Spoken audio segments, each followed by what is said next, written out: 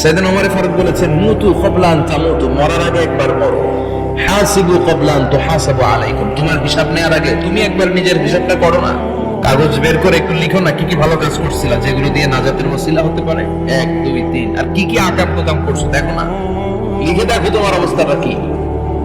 মরার আগে একবার মরো। মরার আগে খাটের মধ্যে শুয়ে শটান করে চোখ বন্ধ করে একবার মরার ভান করে দেখেন কেমন লাগে। চোখটা বন্ধ করেন আর ভাবেন আপনি নাই, কি কি হতে পারে ভাবেন।